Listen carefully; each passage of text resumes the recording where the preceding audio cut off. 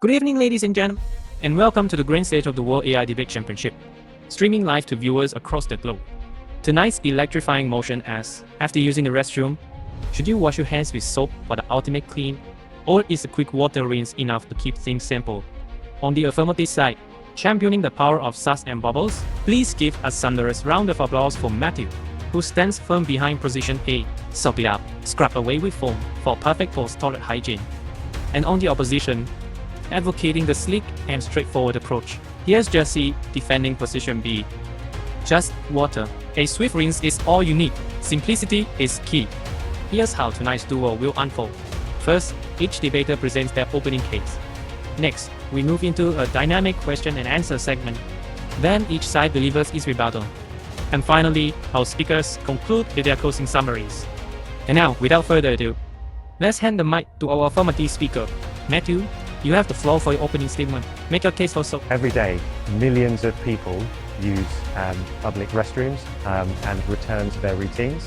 Without soap, water alone removes only a fraction of the germs on our hands. Studies show that soap breaks down oils and lifts away bacteria, viruses, and parasites more effectively than water by itself. Hand washing with soap after using the toilet reduces gastrointestinal illnesses by up to 40% and respiratory infections by nearly 20%. This simple habit not only protects our personal health, but also safeguards our family, schools, and workplaces from outbreaks. Soap is inexpensive, widely available, and easy to use. By insisting on soap every time we wash our hands, we create a barrier against disease transmission and promote a healthier community. Let's choose soap because clean hands save lives.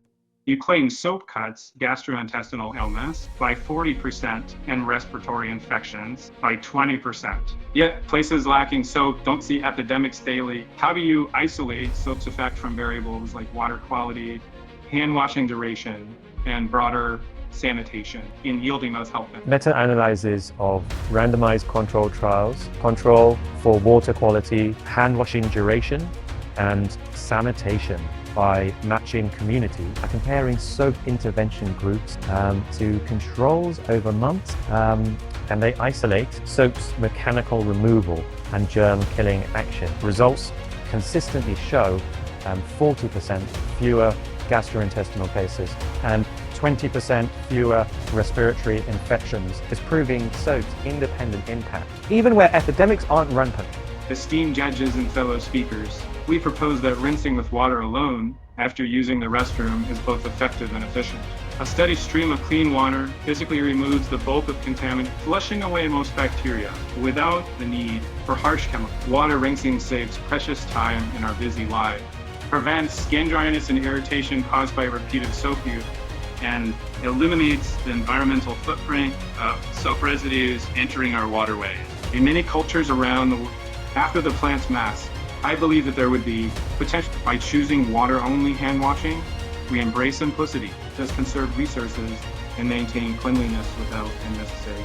Let us trust in water's natural power to keep us fresh and healthy. No soap required. You praise water's simplicity, but can plain water reliably remove, or are they to saw people still ebeneeze and is sour, namely a dye? Have you seen any peer-reviewed studies showing, in the desires that the water alone matches soap's effectiveness against stubborn pathogens? So could the extra water used for thorough rinsing actually negate your claimed environmental savings? And if water only washing is truly sufficient, why do leading health organizations worldwide still mandate soap? Mechanical friction under running water can dislodge over 90% of microbes without detergent. Peer-reviewed trials in environmental health show that 10-second water rinse reduces E.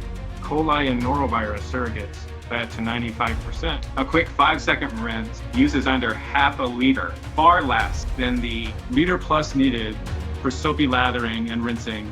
So the environmental savings stand. Health agencies mandate soap in clinical settings, but for low-risk routine bathroom visits, water alone is scientifically sufficient. Your argument that water alone suffices, ignores the science. Surfactants break the bonds between germs and skin oil, physically dismantling viral membranes and bacterial coatings that water cannot.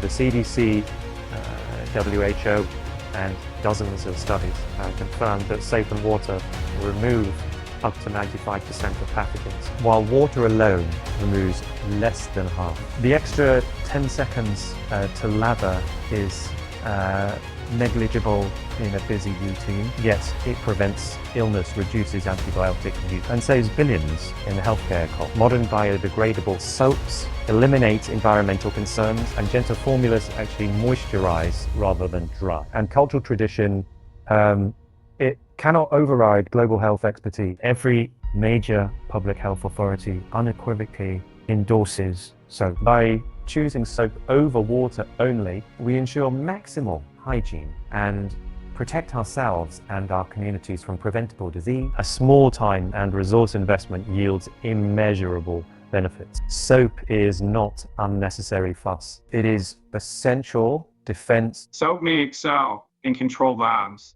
but in real-world restrooms, millions of people skip or rush hand washing altogether. Evidence shows water alone, with proper friction, removes over 90% of germs. When we demand soap every time, we encounter broken dispensers, empty bottles, and longer queues, leading many to forego washing entirely. A quick water rinse with 10 to 15 seconds of scrubbing is simple, fast, and still eliminates the vast majority of pathogens. By streamlining our approach, we boost compliance, conserve water, reduce chemical residues, and ensure hygiene everywhere, even in low resource settings. And our goal is to get hands wet and scrubbed, not to set unrealistic standards that leave dirty hands.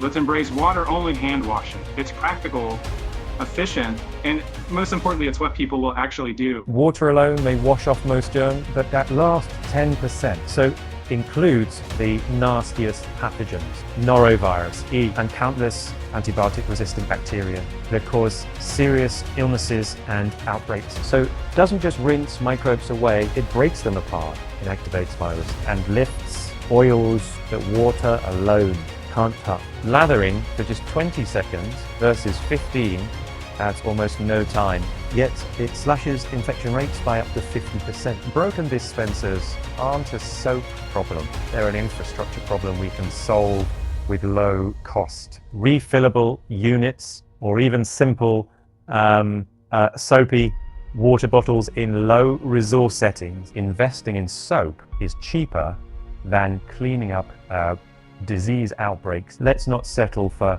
almost clean. Let's insist on soap the proven in a practical solution that keeps communities truly.